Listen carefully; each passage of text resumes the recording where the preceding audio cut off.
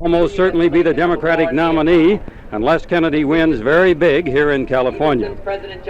But part of Kennedy's problem is that whistle-stopping like this and the intensive personal campaigning that paid off in Indiana and Nebraska can reach only a minute fraction of California's 20 million citizens.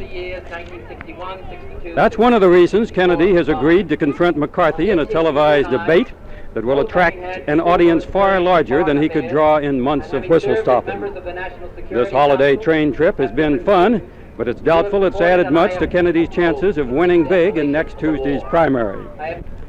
With time running out on both candidates, the great debate may far overshadow anything else either does between now and Election Day. This is Bob Clark with the Kennedy Campaign Train. This is not the Wabash Cannonball of those carefree earlier days when whistle-stopping like this helped Kennedy sweep to easy victories in Indiana and Nebraska. This campaign train is on a life-or-death mission, for Robert Kennedy's fate as a presidential candidate now hangs on the outcome of the California primary. Kennedy pokes fun at each stop at Gene McCarthy and Hubert Humphrey for not campaigning in this part of California.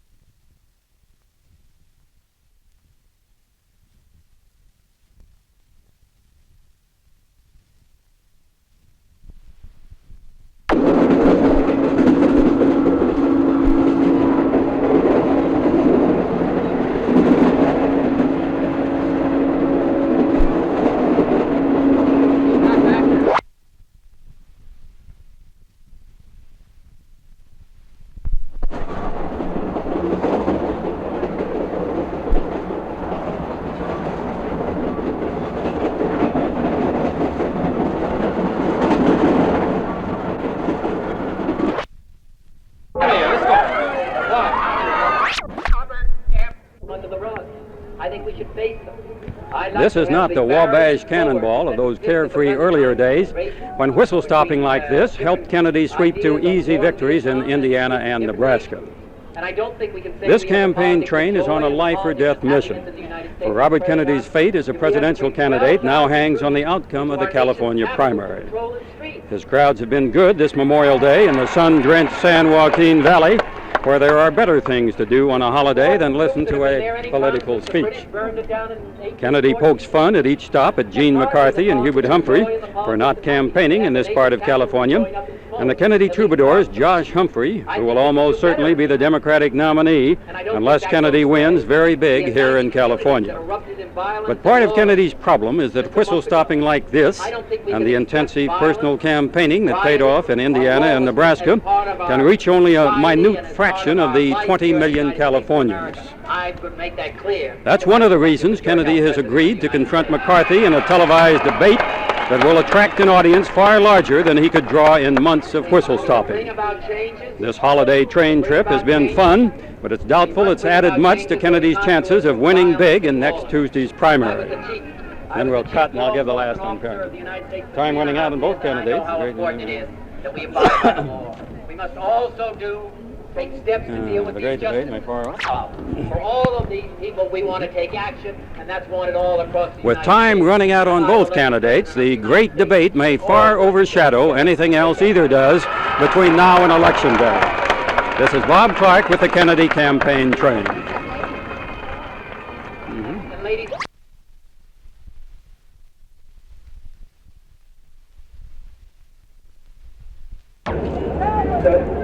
So I thought that what we might do, I have the facts here. The Vice President's office doubts now whether he can come because he's scheduled to be in Arkansas or Minnesota. Anybody who can get the steam turned off in the San Joaquin daylight should be elected President of the United States. And what I thought was that we did in 1960 is that we could have a split screen We had in the third debate in 1960. I'm quite clear to the American people and the people of the state of California what the choice is. The discussions have begun in Paris, but I don't think any of us can be satisfied in the United States until that war is brought to an honorable end and American soldiers are brought back here to the United States of America.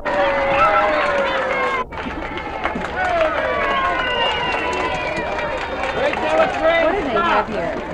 Turkeys? Turkeys and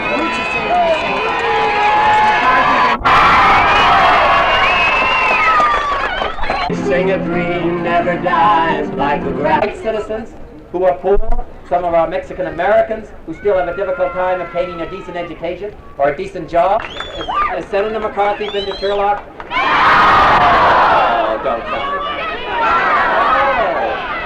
Oh, he didn't come? He doesn't care about Turlock?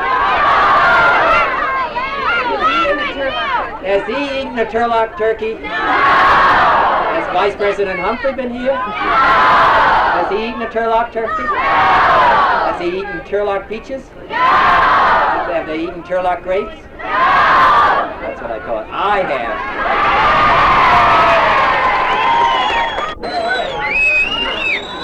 Listen, ladies, leaders, I happen to think that's unacceptable in the United States policy for this country, and I'd like to say I know how important it is that we stand up to the communists and our adversaries. Whether they want to move in the direction that I would like to see them move, or whether they want to move in the direction that he certainly could get them. Even if the Vice President couldn't be here, he could be either in one of those. And I don't think we can say it's the politics of joy or the politics of happiness here in the United States. When we had more Americans killed, I'm pleased to see all of you. We're going to make this effort in this campaign, not because I don't think the country's a great country, a compassionate country, or an understanding country. For the great San Joaquin. It's a pleasure for me to be able to present to you the next President of the United States.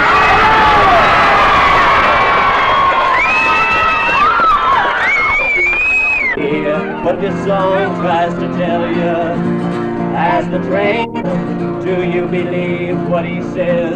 Hernando Valdez on the train to my home, California.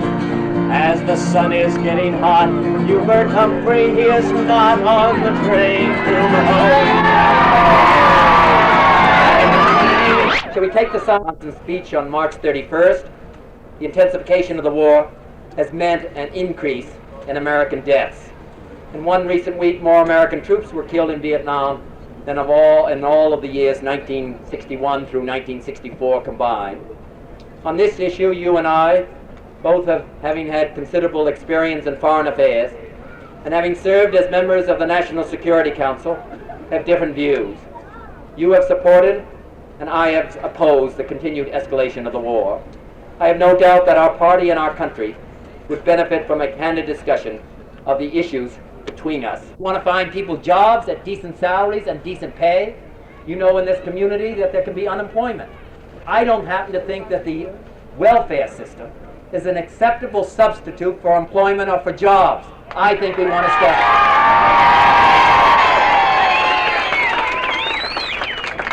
to the private sector, to private industry, to come into communities such as this, or to go into the urban centers of the United States, establish a business there, and hire people who are presently on programs. I would like to.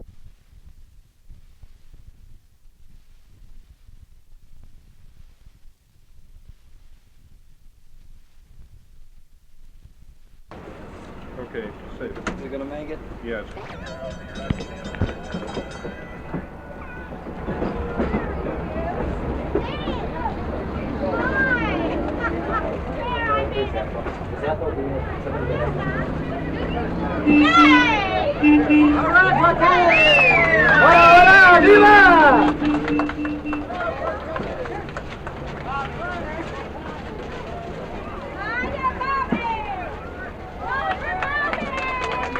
Make a difference for this state and for the country. There are also disagreements between us and the somber questions of our national future, especially the injustices in our society and the violence to which some of those injustices have led. I have called for full and prompt execution of the recommendations of the Kerner Commission report. The administration, of which you are the second highest official, has opposed this on Saturday night, and thereby to ensure a serious discussion of the issues within the Democratic Party. Ladies and gentlemen, I think the Vice President should be present. I'm going to be there anyway. But the Vice President of the United States, this is the kind of legislation I sponsored since I've been in the Senate of the United States. And I say that we're not dealing with these problems rapidly enough, and we're not dealing with them. We pay money here and taxes.